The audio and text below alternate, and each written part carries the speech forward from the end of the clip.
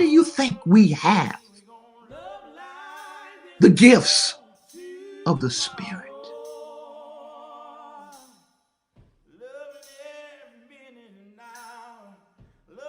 Do we operate in the gifts of the Spirit?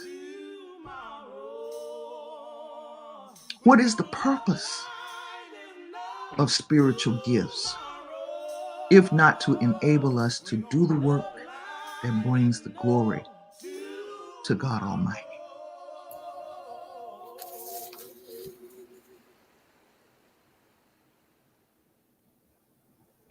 Good evening and welcome to There is a Word. I am Bishop Marcia Dinkins, founder of Black Women Rising, a nonprofit organization that focuses on centering the voices of Black women, and Forever Changed Ministries, a ministry that is without walls.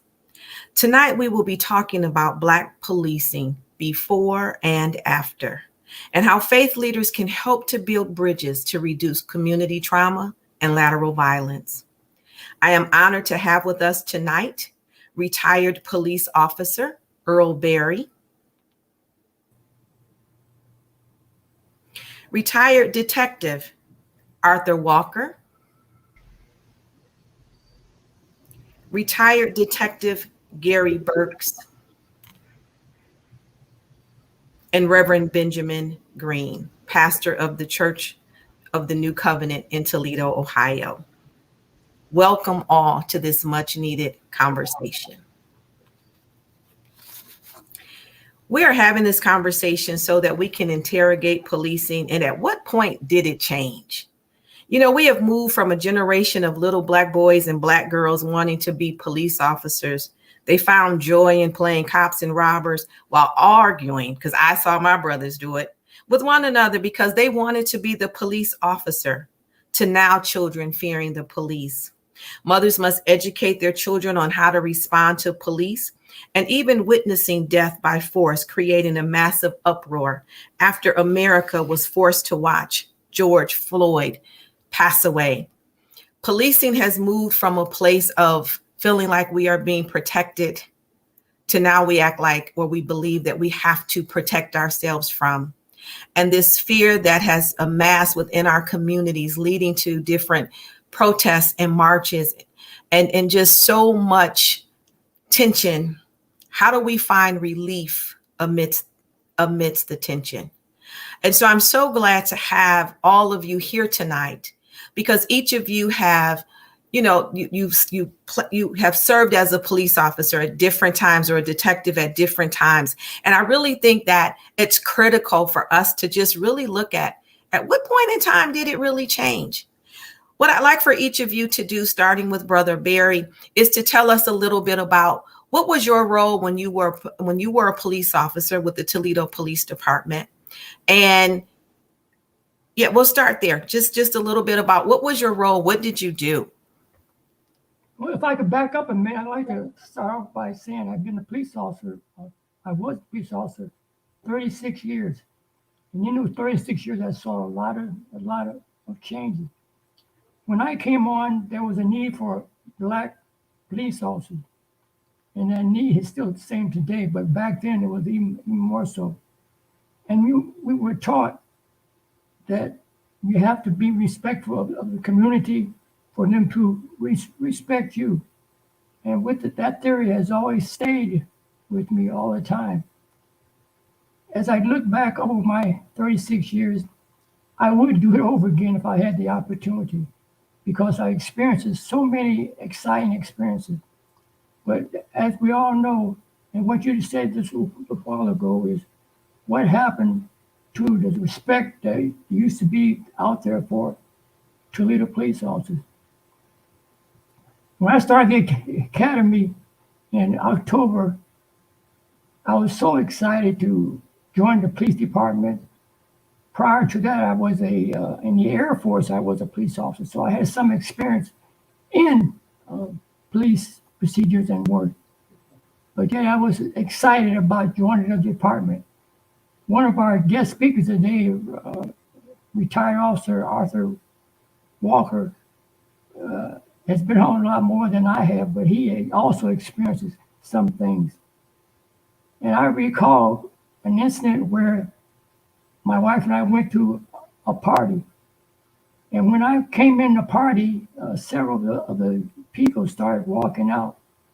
And I found out later the reason they were walking out, they could not trust me. Even though they knew me and knew what I was about, the fact that I was a black man in a uniform that could take them to jail. And over the years, that has stuck with a lot of people, that because I have on a uniform, I can misuse that authority that I have. I don't have power, I had authority, but that was enough that they gave me the respect to leave and go outside. If they're gonna do something illegal, at least they knew that I was not around. So over the years, this same concept has been there among young people who see on TV, and what they see on TV, they imitate out in the community. And this goes back way back when I was a young police officer on the street. Respect over years has dwindled away because our parents have allowed young people to do what they want to do when they want to do it. And that is so important nowadays, that you can't assume that what you're doing is right. You have to know that it's right. And as a retired police officer, I learned that over the years. Later on, we'll talk a little bit about a program called Safety City, and it involves getting young people involved in the community. If I had one wish, if I really could, I would go back on the police department just to work again at Safety City, because it was such a rewarding experience. See young people come to Safety City not having any idea what it's like to see a police officer close up, and to see that we don't have tails, that we do know how to put one foot in front of the other, know how to hold a conversation. So with that thought in mind, they're sent to Safety City. It's not mandatory, but we encourage over the years to have that one-on-one conversation with parents, with grandparents. And now when I start with Safety City, I was a parent. Now I'm a grandparent who goes back to see some of their young people graduate from Safety City. But if I do it over again, I would, without a doubt, become a police officer, knowing that what you see on TV is not always what police work is like in general, but it's there for entertainment. Entertainment is sometimes boys and girls get misconstrued as being the right thing. So I'm appreciative of the opportunity to speak on that matter and to listen to my fellow officers express themselves and how they see police work these days. Thank you, Brother Barry, for that. Brother Walker, can you share with us, as a retired police detective, what tell us a little bit about your role on the police force. Did you start off as a police officer, moved your way up to a detective? Tell us a little bit about you and policing. I like to say now that community policing was very important back then. And when I say community policing, interacting with the community, I can remember when I came on in the 60s, walking a beat. I would be taken out and dropped on the east side to walk a beat, walk in the community, interact with the neighbors there. And I can remember the children in that particular area that I would hit my beat and start walking, and they would be looking for me to come, and they would walk like 2 or 3 blocks with me, just talking and conversation wise, and they weren't afraid of me. I felt like I was family to them, and they looked forward to it. We don't have that interacted with the neighborhoods now. I can remember back then, you used to see police cruisers coming down through your neighborhood and waving and just having conversation with the neighbors. You don't see that interaction now. And what inspired me to become a police officer, I remember, he's deceased now. He was my mentor, Eddie Turner. He was up on the door in Heston there, and he was in that police car. It was shiny, all had it clean, man. And he was going down Door Street, waving his hand out the windows, and everybody said, "Eddie, Eddie, Eddie." And I said, "You know what?"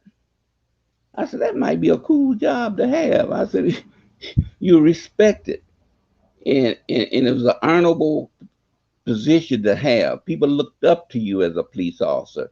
They it was like you were part of their families, but now you don't have that. Now you have this animosity towards police officer, and distrust with police officer, and it's just a strange situation now.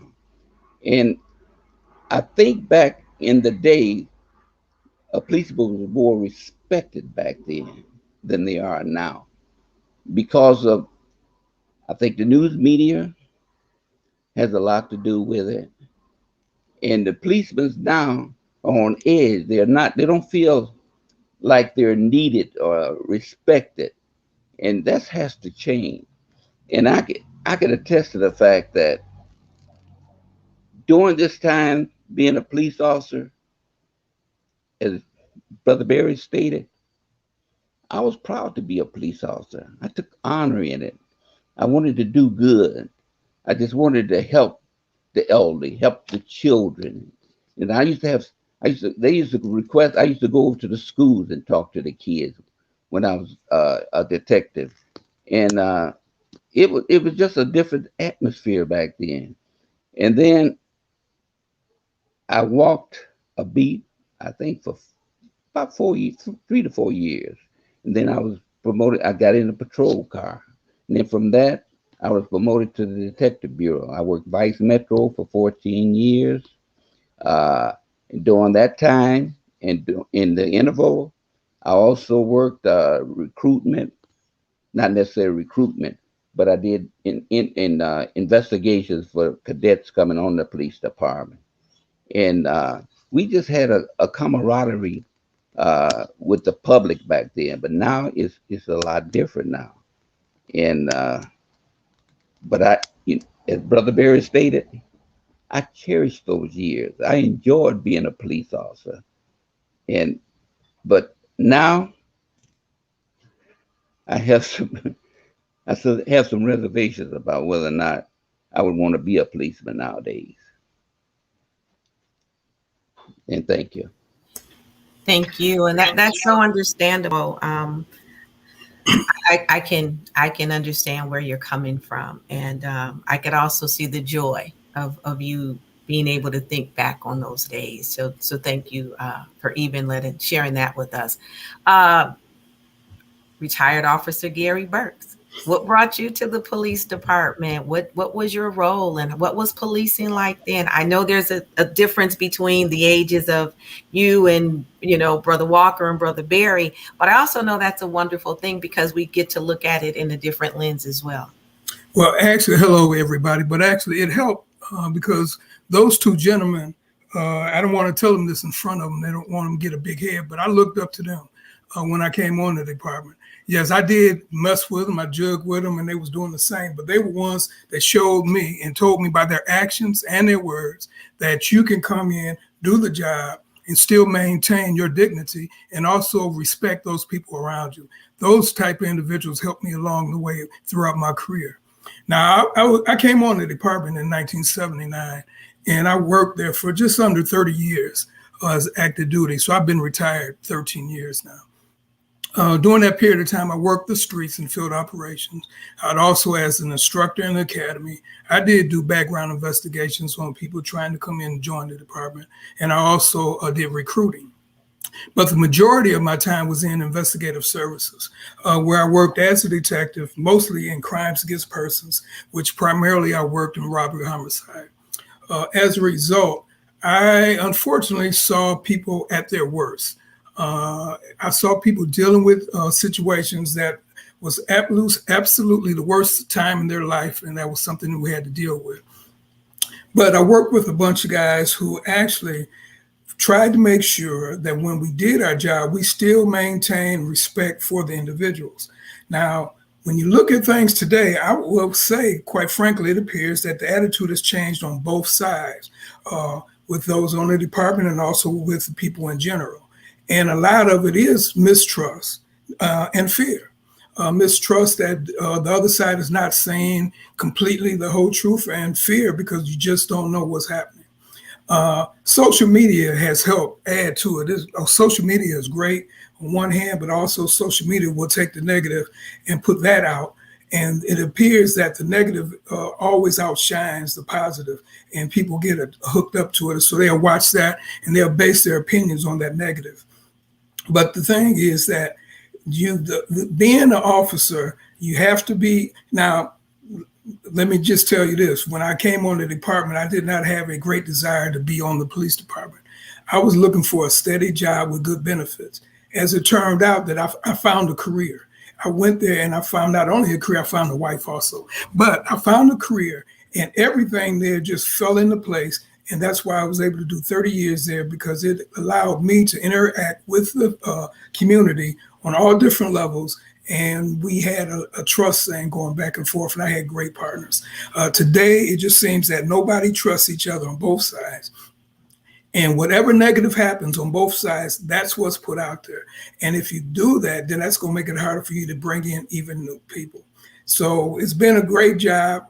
Has it changed? Yes, it's changed quite a bit. And I just think that a lot of it, the way it's changed on the department, is the same way it's changed in the world. It's a powerful statement. Thank you for that. The evolution of things, and we'll get to that because that's powerful. Pastor Greene, I know that in multiple conversations with you, one of the things that really gets to you is community violence. I like to call it lateral violence. That's something that I learned about, and I was like, yep, I think that's it. And this speaks to the fact of how people are in communities and because of the lack or the ability to really be able to get to those who you really want to get to, sometimes that violence turns inward into our communities. And so that lateral violence means that we're just we're constantly seeing violence in our communities and amongst one another. And so I hear you speak a lot about that. And can you share with me, Pastor Greene, what is it about community violence that really, got you as a faith leader involved? First of all, let me say thank you, Bishop, for inviting me. And I seem to be the least of these on this platform. I want to say thank you to the officers for your great service. And if you noticed anything in my record, please let me finish what I'm going to say before you arrest me, because if I did anything wrong, it's a statute of limitations. So that's well behind me. But I really want to say that I appreciate officers. I understand your plight. And I want to also say that when it comes to what's going on in the community, I don't think that we should put the burden on police officers. Not totally, and there's quite a bit that they've done that's positive. Here's my issue with not just the policing, but with what's going on community-wise when it comes to violence, is that we don't have enough people at the table. We don't have a village. Police officers are only one component, one entity within the village, and it takes a village to raise a child and to change this whole situation. That means you need every able body. You need the mayor at the top. You need the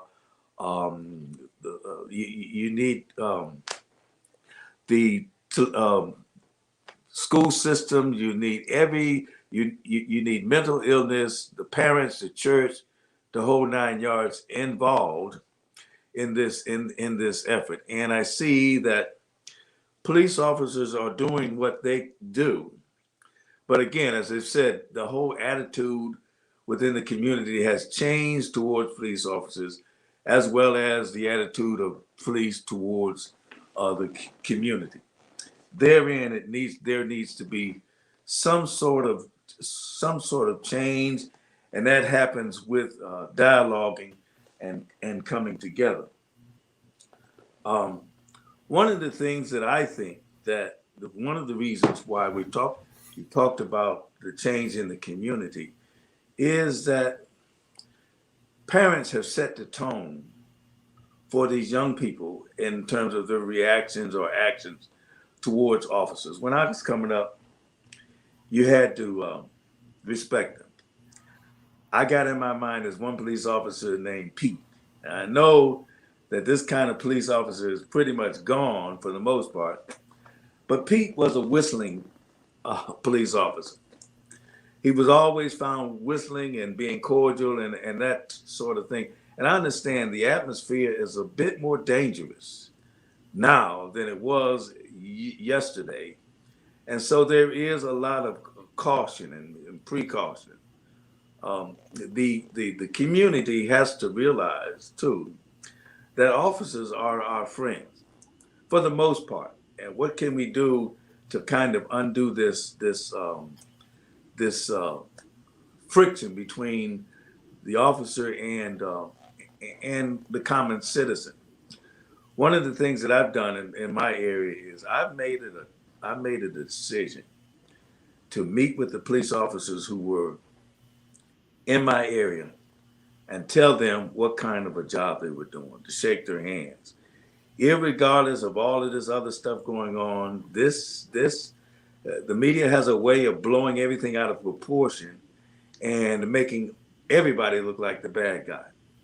And so I've tried to find a way to kind of combat that kind of attitude, even on Facebook. There's been questions as to if you saw a police officer down, what would you do? I've imagined having to run and rescue a police officer in my mind. I said, and hopefully he understands I'm rescuing him and the rest of his party does too, because they are important. In years ago, in the Black communities, police officers were looked at as being, even though we were cordial, but they were looked at upon as being snitches. You couldn't trust them. You didn't know what, so you kept everything to yourself. But now, as we progress in this violence and our children are being killed and killing one another, we have to stand back and say, what are the benefits of having protection? And begin to kind of dialogue about that with each other and with the police force. I think the police force they're doing positive things, but we don't see that. We don't highlight that. We highlight the negative. And so there needs to be a conversation between the community and the police department. Now, in my church, I've got 2 retired officers. I've got 1 dispatcher, and so our people are pretty much aware of the relationship that we should have with the police.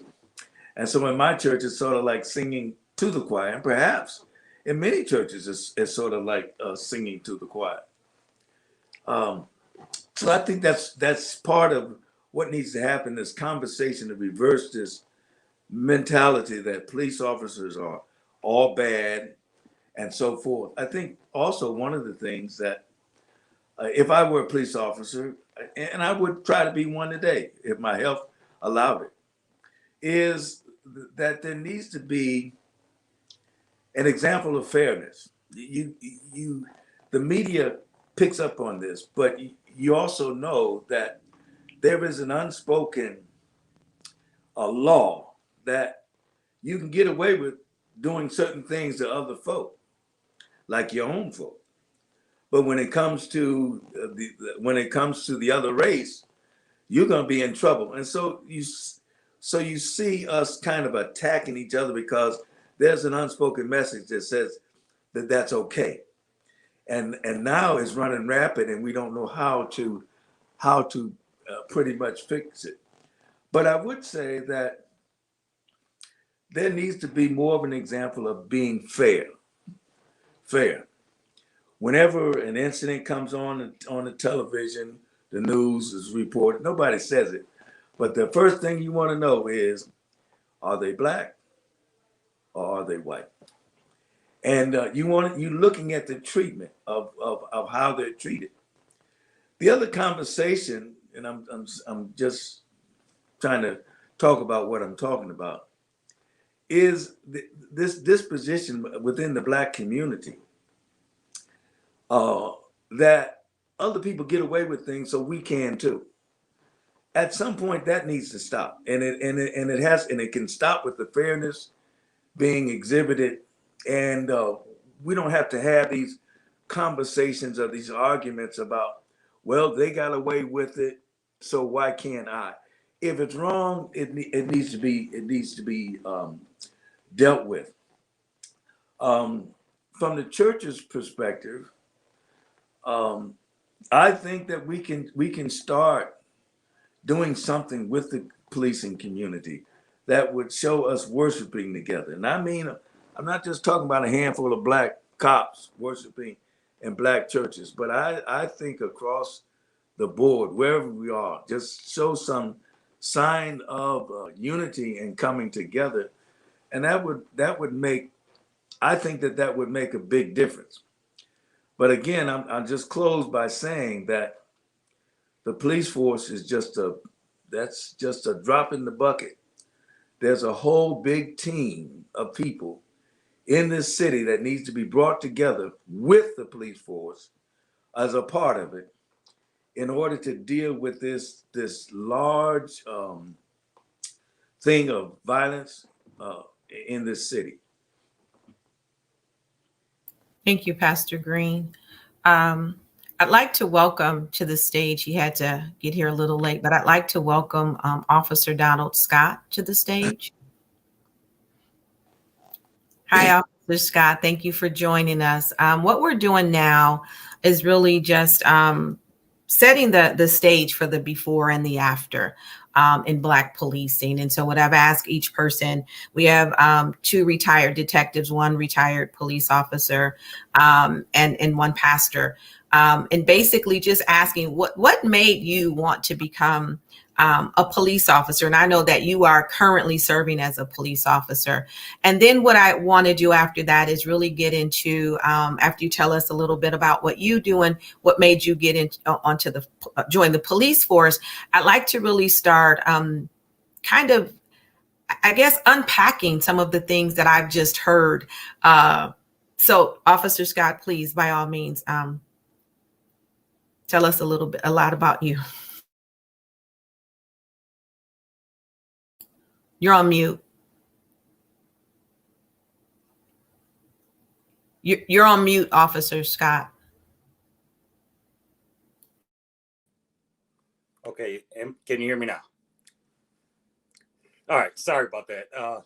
Yes, I am Officer Donald Scott. I'm currently serving on Toledo Police Department. I have been appointed since 2003, so roughly almost 19 years now.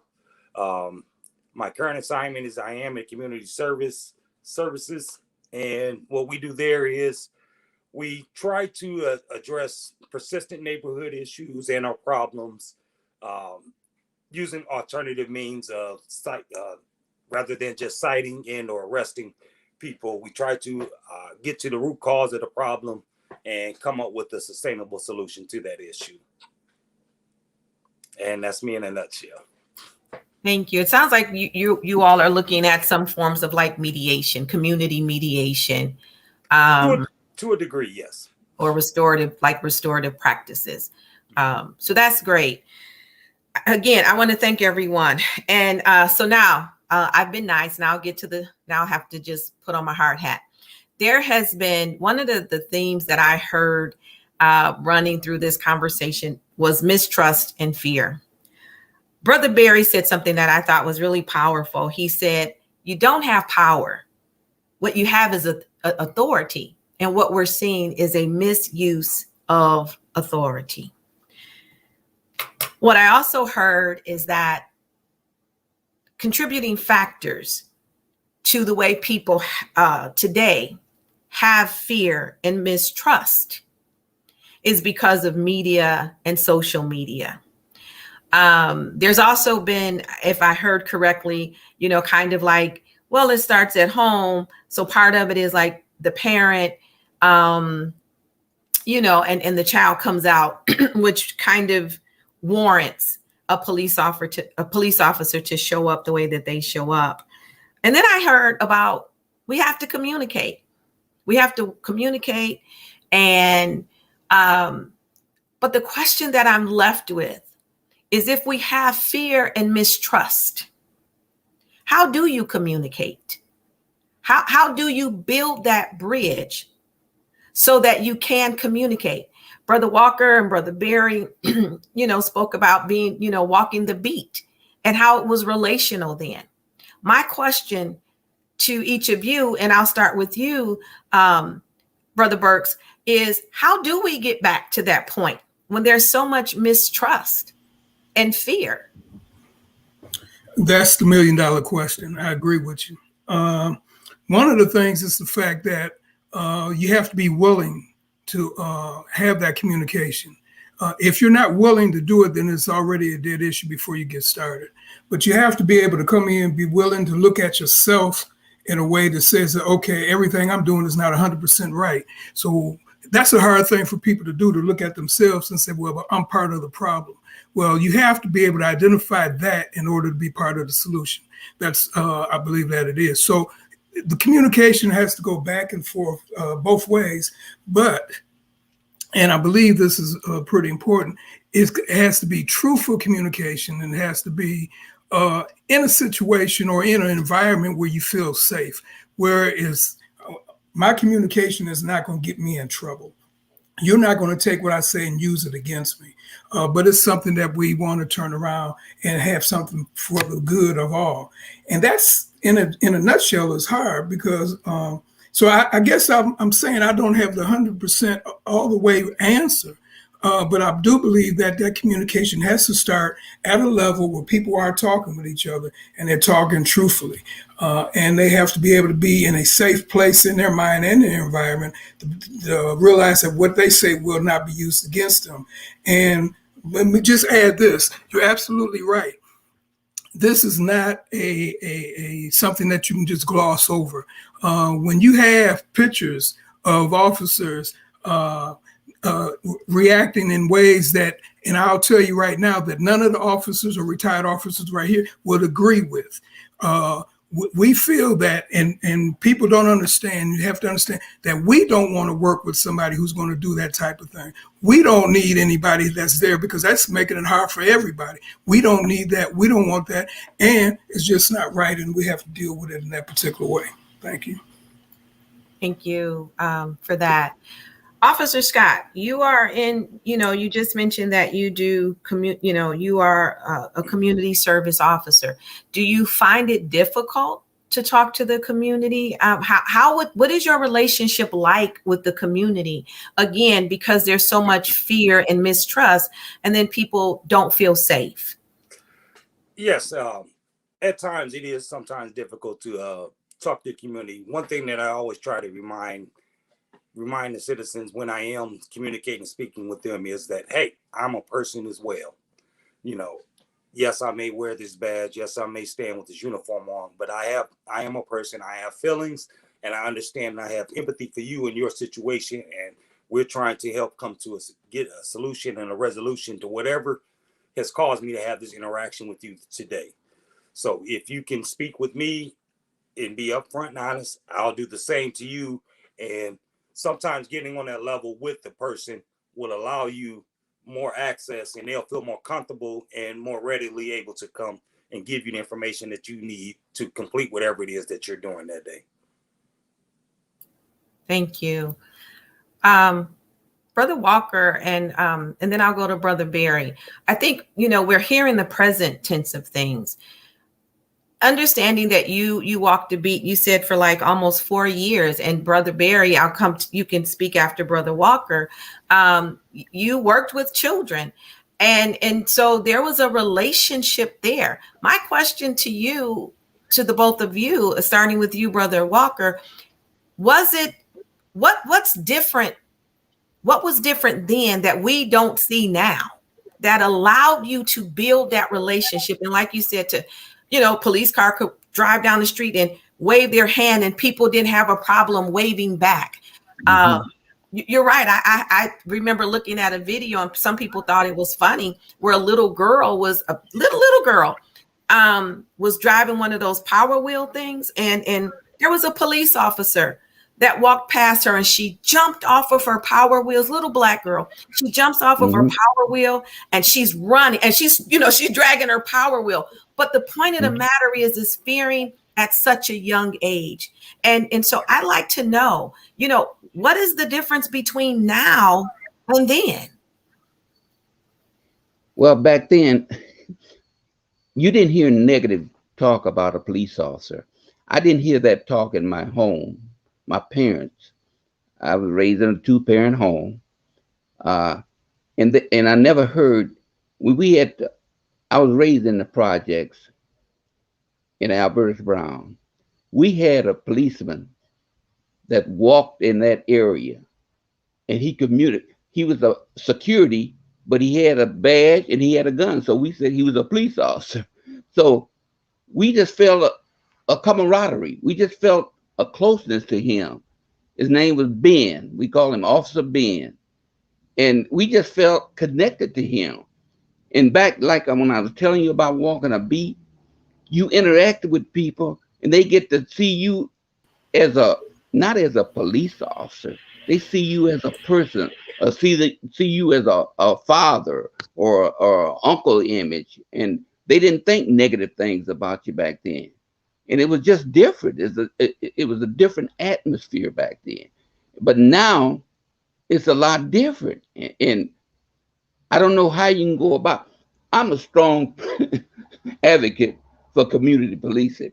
I don't know if it will work now or not, but we had certain districts that we would walk, like District 13, that would be over door in Detroit. We would walk over there, 2 police officers, walk in the neighborhood and interact with the people. And believe it or not, when you set up this relationship in these areas, people will come to you and tell you about different illegal activities that's going on. And they'd be more protective of the police officer back then.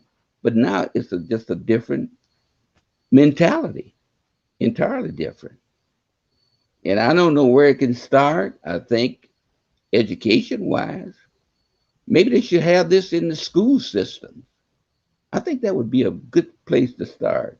Have policemen go in the classes, in the schools, and start talking and interacting with these students and these kids. I think that would be a good starting point. Unfortunately, but they are in the schools. They're called school resource officers.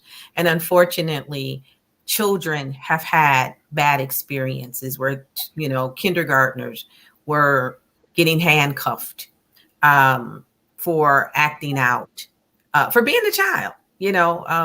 Kids have hard days too.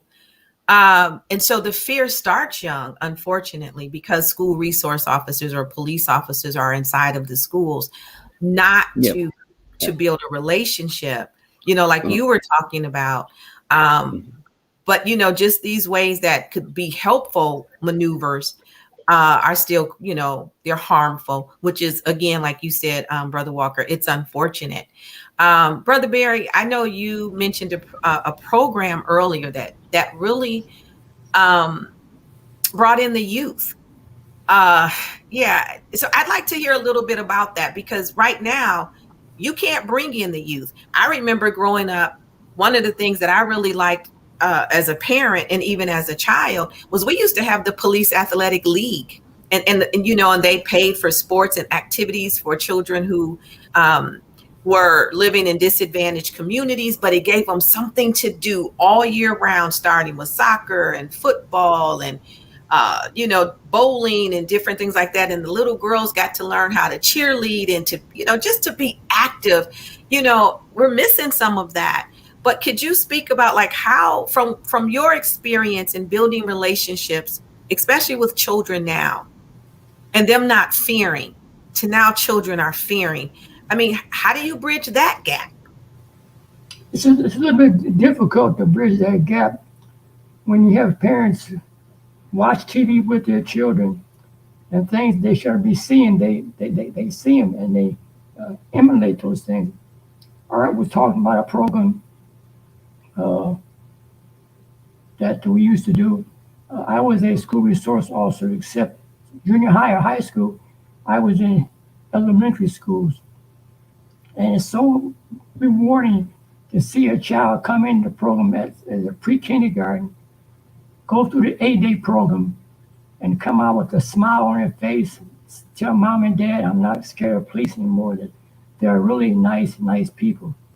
And that's true. But when you watch TV, you get an entirely different image of a police officer. Other programs I realize that Chief is under financial strains to put officers back in the schools. Right now we have a school resource officer, but they're not addressing themselves to some of the problems which could be addressed if they could talk to them as kindergarten or first graders, because that's where you really need to see as far as how they attitude towards police officers. And so many of them come take the city, and they are scared. I mean, really scared of police officers, because the only thing they see is mom and dad do something wrong, police come in, take them to jail. That's all they see. They don't see the positive side of a police officer. I wish that eventually the chief could have the manpower to put them back in the school to talk to younger kids, 6th graders on down. Some of these 6th graders are out there selling drugs and doing all kinds of things because there's no guidelines from the home front to steer them in the right direction. If we could get more programs back in the schools to address these situations where they see a police officer in a positive role model, it may cause them to go down a narrow path. And in junior high school and high schools, they have a school resource officer, but he or she is there more or less to keep the fights down and find hidden weapons, more so than actually being there to have speakers come in to talk about drug issues, talk about gang issues, things that are really on people's minds. But again, it's going to take manpower. I know the manpower is not there. But it also involves the almighty dollar. Somebody say, well, if I give you this many students that work here, will you promise to give them a job over here? You can't promise somebody something if you can't deliver it yourself. So be upfront, different leaders of organizations. Be upfront. Be willing to step back and look at things and try to remedy the situation to make things better. I was blessed to, again, work at Safety City for over 22 years. And you never realize how much a child misses not wanting to wave to a police officer. We had a special wave where you, like that, it means you cross at the corner. But after a while, somebody rather than raise 2 fingers, they raised 1 finger. Because again, they thought that was smart to raise up 1 finger rather than the 2 for the police officer putting your hand wave. So again, if we could get more programs available in the schools to reach those 6th grade on down, it would help to, before they do get in trouble with the school resource officer, they're willing to sit them down and explain to them what's wrong and what's right. And if I could say a little footnote on that, one of our speakers, Gary Burkes, and I have something in common. You probably know what I'm going to say is there was an opening, there were several openings on the department. One was for the police academy, and one was for a school resource officer. So I put in a bid, and I got the bid. And come Monday morning, after everything has settled down, I was to report to the police academy, and I did. And when I walked in the door, the lieutenant said, "Earl, here's your nameplate. See you later." I stood there for a second, and he sort of smiled, and I smiled. He said, "No, I'm just joking. What it is Gary Burkes has already been through the police academy. He's trained in it. So we're going to switch you two guys, where he'll go to the Scott Park as a school resource officer, grades K through 6, and you go out to the academy." So they flipped that back around again. And thanks to Gary, he helped me to work longer because I had such a good job at being a safety city. So thanks again, Gary, for looking out for me. You didn't know it, but you did. So, but again, it's that camaraderie is good. And sometimes as black police officers, we don't have the same camaraderie as white police officers. And I saw that also. It's not that it's anything wrong, it's how we approach a situation different than somebody else. But the help is there. These agencies who are seeking money, when they get the money, they don't put it to the right program. They should do more to reach out to young people and say, "Look, I'm here to help you out." Thank you for that. You know what again, there's always these running themes, but one thing that you raised, that you just said about the difference between blacks and whites, and really a lot of the mistrust has come because we have seen on television, as you said, and as you all have said, and through media, how white police officers have consistently killed black people. Again, as I said earlier, America was forced, we had no choice to watch George Floyd die. And, you know, I can't help but go to the point of the question around racism. You know, I want to talk about, you know, and so when I think about, I think some of you have said that you did some assessing for police officers. I can understand that that's a mental state. And a lot of times, you know, some of us can kind of play that role with a good mental state of mind for a little while. But how has racism impacted policing today? And I'm going to ask that question to you, Officer Scott. If it's a conflicting question that will yield problems, I can respect that, and I can alter the question. Before we go to that, can Yes, I please, respond if you could alter it a little. Okay. Yeah, because that could have No problem. consequences. I respect that. Okay.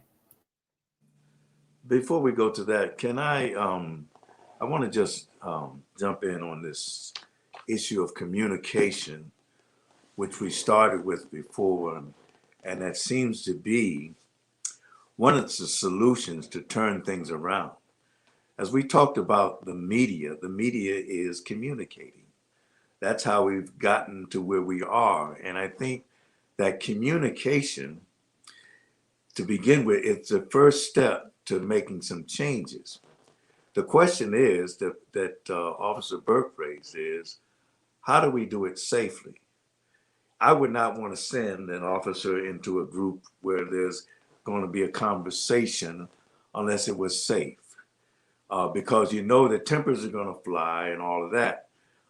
It's not safe for police officers to just go it alone. It needs to be pretty much a setup for them communicating. So what came to mind for me is town hall meetings where there's officers, there's a community, and there's some conversation around real talk. Of course, there has to be somebody who is a good moderator to keep this thing in perspective, but I think that's the first step. You meet, oftentimes you meet a lot of people and you have these you have these sentiments about them, mainly because you don't know them. But once you get to know them, then that's different. And I think that off of the town hall meetings, um, the officers can also go and have their own meetings to say, okay, what just happened? What did they talk about? What's wrong with us? What do we need to fix? And have their meetings, as well as the community have their meetings about what we need to do to be supportive of each other. And I think until we have that conversation, we can set up all kinds of programs, but if you're not getting the support from the families, if you're not getting the support from the communities, then what good is the program? It's just another program. So I think that we need to have some major conversations about where we are with our community in terms of violence and our police officers. I think that'll make that's a start. Could I jump in real quick? You may jump in, please. Okay, first of all, thank you for respecting Officer Scott. He's in a situation that, could create, difficulties. But here's the thing. When you talk about racism, the biggest thing about racism is the fact that that's not just on the police department. Right now, in the state of mind of our country right now, racism is a base for a lot of things that's going on. And you find people who have come out of the workworks and they say, I'm not a racist. So I'm not here to try to say somebody's a racist, but I'm saying that their actions may dictate differently than what they're saying. But the thing is this, racism a lot of times it comes out because it's going to look at somebody as inferior or superior to somebody else because of the color of the skin. And a lot of times they will fall back on that as the catch-all because they have some inferiority complex on some things. Also, racism, as we all know, didn't just happen. It's been going on as long as you have people. So as long as you have people, you're going to have to deal with it. And the biggest part about it is you have to deal with it honestly. You have to be able to say that we have to look at it in such a way that it is there and quit saying, no, we don't have it happening here, because it is happening everywhere and on all different types of levels. Well stated. Thank you so much. As I'm hearing and Pastor Greene, it reminds me of the time, your comment reminds me of the time when we had chatting with the chief. I think you remember that, Brother Walker and Brother Barry, where we first started with Chief Moton and he came around to the churches, and Chief Moton broke down and cried one day. And I remember saying to him, that's what people need. They need to see you in your human form, not just your uniform. And so what I'd like to do in this next 10 or 15 minutes, because we can talk about the problems all day long. We know what the problems are. We really do. What I'd like to do, because we are at a crossroads where there is so much grief, so much pain because of so much loss on so many levels, that mistrust is on all kinds of levels. And we're seeing it today play out with vaccines and policing, you name it, because everything has been politicized. and politicized and heightened, excuse me. So I'd like to unpack just a little bit, because you always have to have a place to start. Why always bring the problem if you don't have a pen and paper to begin to develop the solutions? So building off of what Reverend Greene said, understanding the fact that currently Officer Scott is in community services. What are some of the ways that we can, and I mean small ways, because this is not going to be by leaps and bounds. What are some of the small steps that we can begin to do? I understand that there's some alternative things to not arrest people, which is great. But what are some of the other things that can be done to begin to, I would call it, to begin to create a community plan to heal and to get back in relationship where there can be some trust? Because at the end of the day, as you all have said, every police officer is not a bad police officer. They only show, like you said, media and social media kind of heightens things. So, of course, Officer Scott, I want to turn it over to you. Thank you. All right. Well, thank you for that question. And one thing that I try to do, and when I'm talking to young people, mainly young men and young men of color in our community, I'll often field the question from them why we're treated the way we are treated, and things need to change.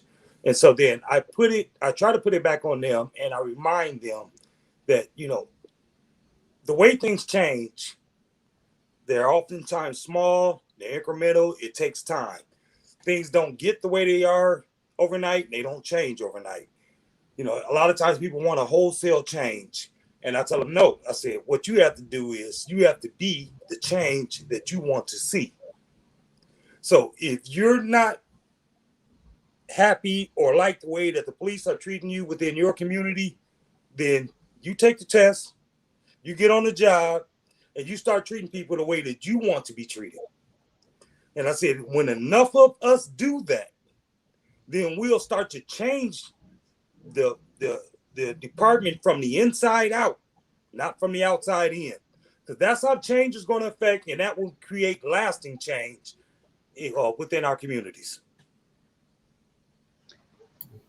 Thank you. That's been mentioned. Sure. Come on, Brother Walker. I was going to come to you. Mm-hmm.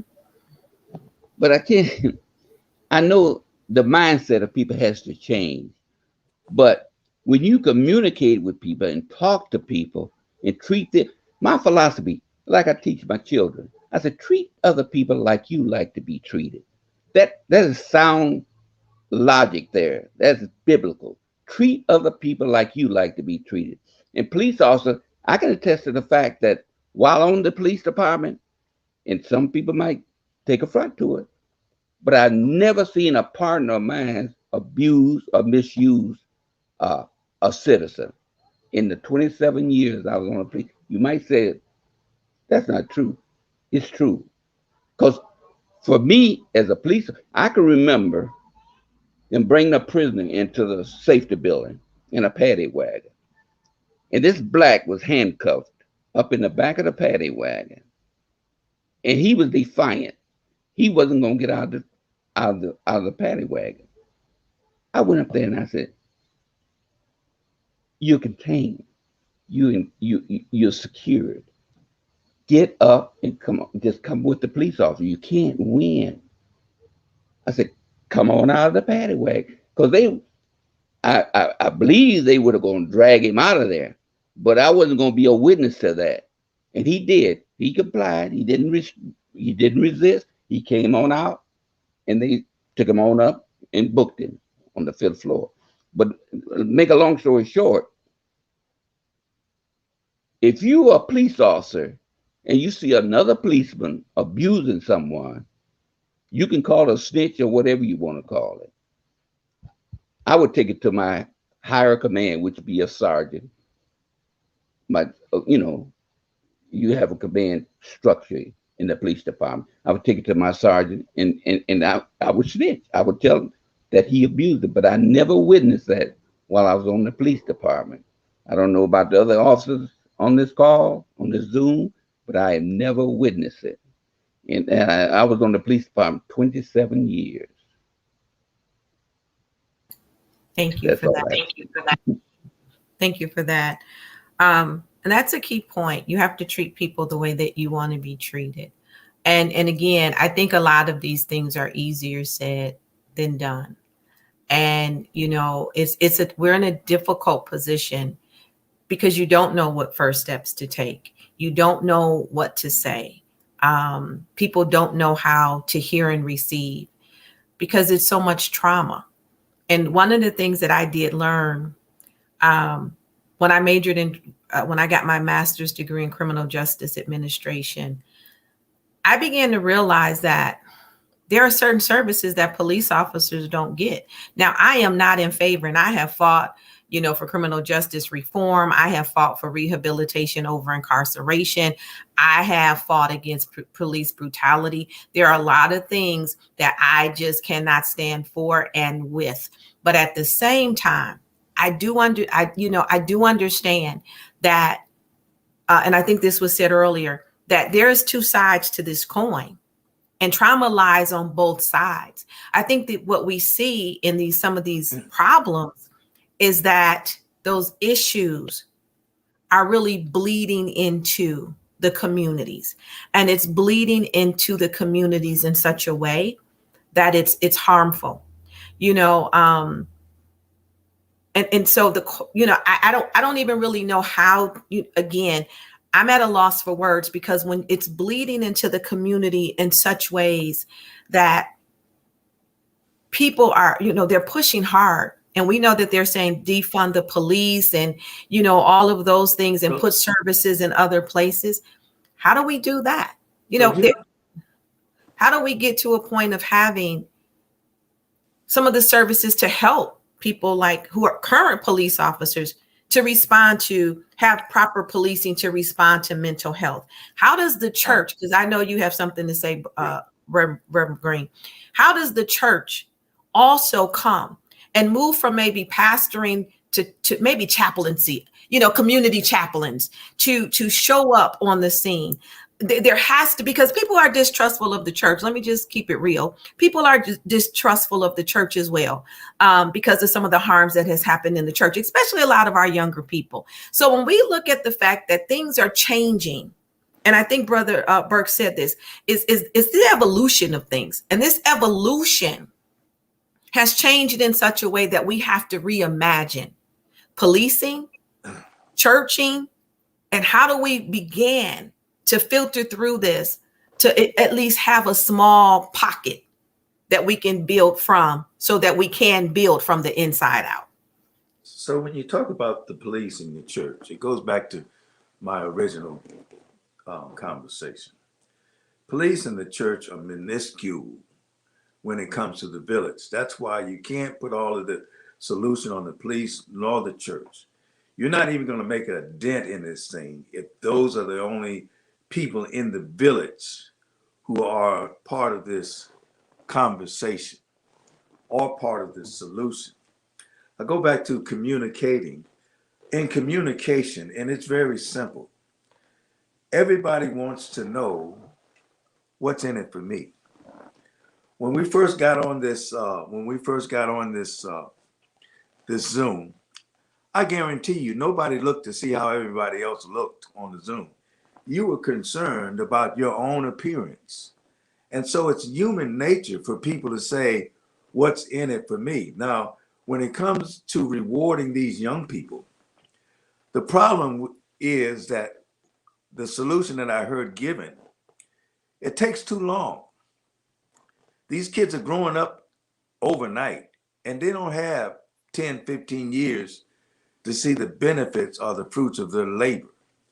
They've got to see some fruits of labor presented by us. We have no plan as a city. We have no plan as the leadership. We have no program. We have no process. We have nobody working together. Everybody's doing something, spending a lot of energy, no synergy, no togetherness. And so you don't have data, you don't have anything, and you cannot make promises to young people until you have something to put in their hands, to redirect them. Playing basketball and swimming during the summer, that ain't enough. They need careers. They need motivation. They need to go on and realize that they can do something with their lives, and we're not providing that. Now, conversation is for old folk. We like to talk. We do that very well. But who is collecting the data? Who is, after we finish the conversation, putting together the teams? What are the teams? Who's working together? When we can go back to the church, that's almost like singing to the choir. That's the same thing. The people who need to be reached are not even at the table. We're talking about them, but we don't even have at the back of our minds, everything that we're mentioning primarily is for good kids. It works for them. But what about the ones who are out there, who have lost hope, who have no sense of direction, who is creating the chickens have come home to roost is what it is. And I think that I think that we need we need the village. We need a conversation. And we need to go to the table with what's benefiting, what's going to benefit the community for being a snitch, for telling on folk. How has the police force blessed you? We need some testimonies. Everybody's been in a situation where you needed an officer and you were glad he got there. Until you looked at the news and saw somebody else's situation. So I think it all begins with some serious dialogue and conversation. Well, Reverend Greene, you said that, and I heard you. And you also said something else. And so here, we're building the village. I'm not looking for I don't think, and I agree with you, it's not all on the church. It's not all on the police. It's on all of us. But we have to start healing somewhere and in some place. Something has to not be bandaged, but it can be sutured, but given enough air so that it can heal. And so I agree with you. I think what we're trying to unpack here is who's going to be the ones that say, here am I, to take the first steps, because community or the village is dealing with so much apathy, so much despair. If I have to choose between coming to a community town hall meeting and feeding my children, I have to feed my children. We're having to make hard choices in so many different ways. And so for me, as the next step, because I'll take you up on that offer. And I'm quite sure everybody else, that's on this panel, and hopefully some of the listeners will reach out and say, okay, I'll take you up on that offer. How do we begin to plan? Not preach, but how do we begin to plan, to prepare? Because I agree. What's the inheritance that we want to leave our children? Each one of us, I believe, is a grandparent. What's the inheritance that we want to leave our grandchildren? Because we already know what our children are into. What's the inheritance that we want to leave our children and our children's children? And the truth of the matter is the village has to heal. So how do we heal the village? How do we bring down the fires? And we can't do it all at once. But where do we begin? How do we get into a deeper relationship with Officer Scott, having the wisdom of Officer Burkes and former Detective Burkes and former Detective Walker and retired police officer Earl Berry? How do we support? How do we blend together to have a deeper conversation while also being honest and transparent enough to not make the community feel like they're the blame for what's going on, but to understand accountability is on both sides? Is that a question that's directed towards anybody? Not you. Not you. You already said your piece. Okay. But no, I believe, I'm just messing with you. I would say, I would give everybody, 2 minutes, 2 to 3 minutes, because, the thing about it is this: so much has bled over into the hearts of people, and there's so much pain, and you're trying to sift through all of that pain. Brother Walker, there's something, we need you to move your head over a little bit, please. How do we do this? Because you're right. We need to start somewhere in this conversation. And how do we do that?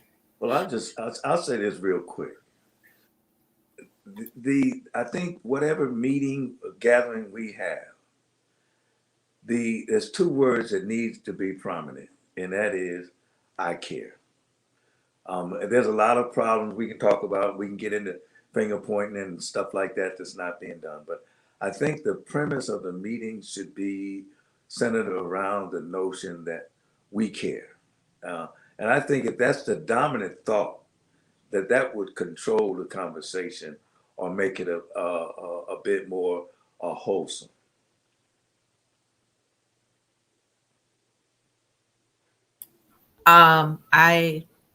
We care. And I think that's that running thing. We care. And so using that as a campaign premise or the preface to building the village. How do we begin? Let's put this plan together. How do we begin? What's some of the first steps? What do you think what should be in one of the first steps in We Care, Brother Burkes? Oh, I knew you was gonna come to me next. I wish I had the quick, easy answer, but I don't. I believe that We Care has to start with yourself. You have to eternally say that there is a situation, there is a problem. Am I going to be part of the problem, or am I going to be part of the solution? That's an old adage that folks have said, but it's still true to this day. And so I just believe that we'd have to be willing to talk with people, willing to put ourselves out to show people, and to make those appearances to say that, hey, we are here.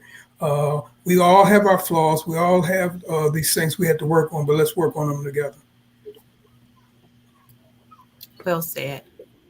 Brother Barry, you're on mute. Oh.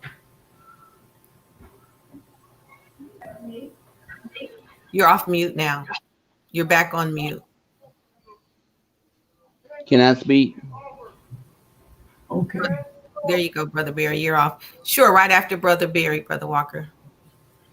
I think if we were to take a poll and ask some young people, what does it mean to have a village to raise a child? They wouldn't know what I'm just talking about. A village, we mean a village, raise a child. So different things like that, where if they had parents that at home ask these questions, what does it mean to raise a child in a village? What about gun violence? So much gun violence. And what's so sad is blacks killing blacks. And what can we address ourselves to? What programs does the chief have in mind already, or willing to initiate, as far as the amount of guns in the community? They're taking guns off the street, but for every one gun that's taken, maybe two is stolen somewhere else to replace the one that was taken off the street. So we got to have parents who want to be more committed. And I know parents are scared to send their children to school. If you watch the TV, it's fear out there. But we have to get beyond that fear, work together as a neighborhood. It don't have to be a large block watch, but a simple neighborhood. Get together to address these problems. And let the children know that my mom and dad, they do care. They may be scared at times, but they do care. And if we start there somewhere along the line, that money that's coming to Toledo, millions of dollars, some of it should be set aside for programs for youth, for adults, and then not just those who can afford that. It should be addressed to everyone, because these problems is everyone's problem. So ask a child, what does it mean to raise a child? And get their response. Be surprised that their response would be, I'm not sure, but I'm willing to listen to you. Thank you for that. So step 2, a poll. Brother Walker. In response to Reverend Greene, his comments about the town hall meeting, I think that's well, talk and conversation. But what follows talk and conversation? There comes the action. Something positive has to come out of that meeting, and then you put that into action. You should have a community of community leaders, clergymen, students, social workers, all coming together and have this conversation. But after this conversation, he's talking about data. Take what data's taken. After that conversation, there's got to be some action. Because after that, you just have a talk after a talk after a talk, but nothing concrete come out of it. You got to take that baton and go further. And it's nice to have that conversation, but after that, you got to have an action. And that's all I got to say. Thank you. Well said. Okay, Officer Scott, what say ye? Well, let me think. Okay. I believe as part of the mantra of We Care, we'd have to, and I believe it's been mentioned before, about changing the mindsets of the people in the community. I really feel that in order to change things, you need to change the mindset and have people take ownership, whether they're purchasing their home, own their home, renting, or just visiting their grandmother. You have to take ownership. And when you take ownership of something, it's not just what goes on in your home, but it's also what goes on around your home.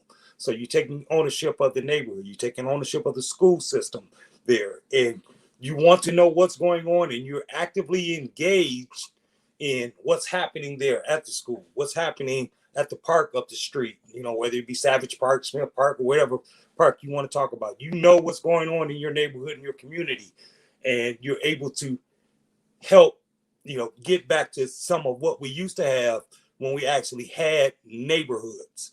Now we just got communities. There are no real neighborhoods anymore. And I believe a lot of that is due to the fact that people don't take ownership of their own personal space anymore. They're just there for the moment and then they're moving on. I believe that would be a good place to start, taking ownership of everything around you. Wow. Yeah, that's powerful. When you say we don't have neighborhoods anymore, we have community. And interestingly enough, when we talk about community, especially in the space of the work that I do, we talk about it in a way that it should be, relational and building. But when I think about a neighborhood, the first word is your neighbor. And I think we have also gotten away from knowing who our neighbors are. I knew everybody when I was growing up, and everybody knew me, and everybody watched out, they cared. And so that's why I love the fact of bringing this forth, saying we care.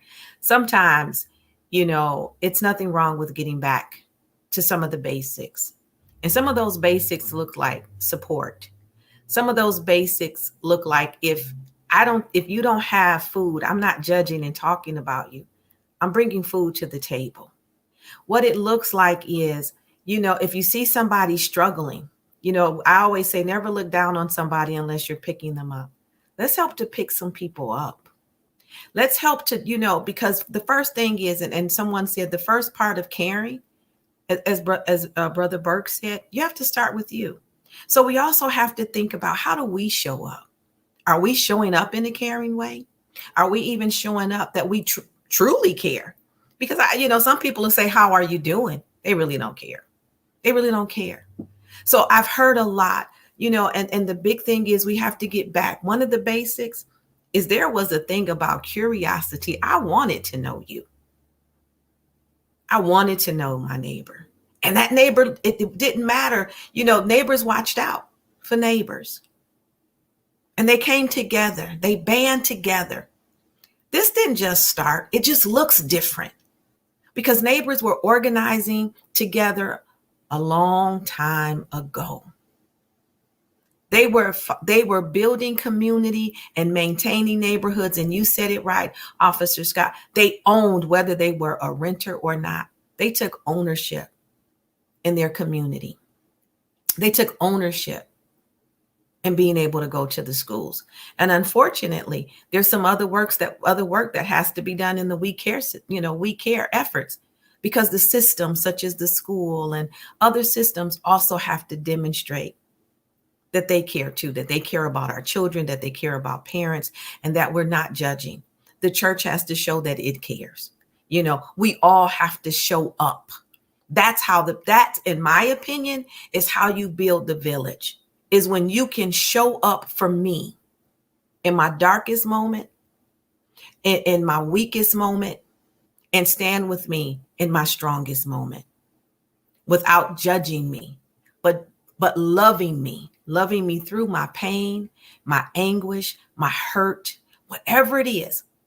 It used to be a time that if it was a single woman, a male in the community shoveled the snow. Where has our help gone? Where has our care gone? And so, Pastor Greene, we have a program under the We Care, a poll. Let's ask the youth about what does it mean to raise a village? What does that mean to them? Let's look at what about gun violence and the programs. Let's bring in the community leaders and the students and the social workers and the faith leaders and all of that. Let's talk about how do we create a new narrative that talks about we care. In other words, changing the mindset. How do we begin to not just beautify the neighborhood, but own the neighborhood all over again? And then after all of that, like Brother Walker said, when we become aware of what's going on, when we've done all of these things that we can do in the conversations of we care, let's go from being a noun to a verb. Let's take some action. Let's get to a place where we are in movement together. And when we can get back in rhythm together, because again, none of this is new under the sun. The difference is we didn't have the internet back then. The difference is we didn't have social media back then. The difference is technology was not the way that it was, but family had a meaning back then. And we have to get back to defining what is family. So I want to thank every one of you for this rich conversation. It always goes by so fast. I want to thank you, Brother Burkes, Brother Walker, Pastor Greene, Officer Scott, Brother Barry, for lending your voice to this conversation. I know for some people, it's not easy to hear these conversations because people want to see things one way. And sometimes when we want to see just the coin one-sided without any, we got the head, but we really is absent of the tail, then we really don't bring value to anything. And what I heard everybody say today is let's have a two-sided coin that has value. And that value is we value one another. And what I also heard is that we have people here who are saying, I'm ready to work and to push, to massage out the tensions so that we can bring value to our community. One conversation at a time and moving into action, one at a time. We can do this. It's been done before. We haven't lost anything. We've just kind of turned off the blinders because we've gotten tired. So what I heard you say today, Pastor Greene, in saying we care is a call for us to awaken our senses all over again so that we can begin to activate some things that has been dormant because of everything that has happened. I want to thank you again, each, for bringing your voice into this space. I respect you for all that you have done in the past as police officers and in the present as police officers. I truly hope that people had an opportunity to witness you in different ways. Thank you, Pastor Greene, for bringing your voice. And I hope that we have began to take away the sting and the poison of how people see policing and policing in our community and begin to heal so that we can go from poison to purpose. And we can only do this together. I want to thank Kara Solutions for all of the technical support that they give. If without them, we would not be able to have these conversations. I ask that everybody who was a part of this conversation, go to our YouTube page. There is a word. And like and subscribe to our page. Our goal is to have 100 subscribers. Also, go to our Facebook page, Black, and that's spelled BLAQUE, Women Rising. Please like our Facebook page, follow us. But there's also a QR code. And click on that so you can be added to our mailing list so that we can keep you abreast of what's going on with the We Care conversations. And if you'd like to join, just put on the Facebook page, put on the YouTube page, I Care, and we'll be sure to reach back out to you. I wish everyone a lovely evening. And I would just ask each of you to remind yourself that you do care. Have a good night.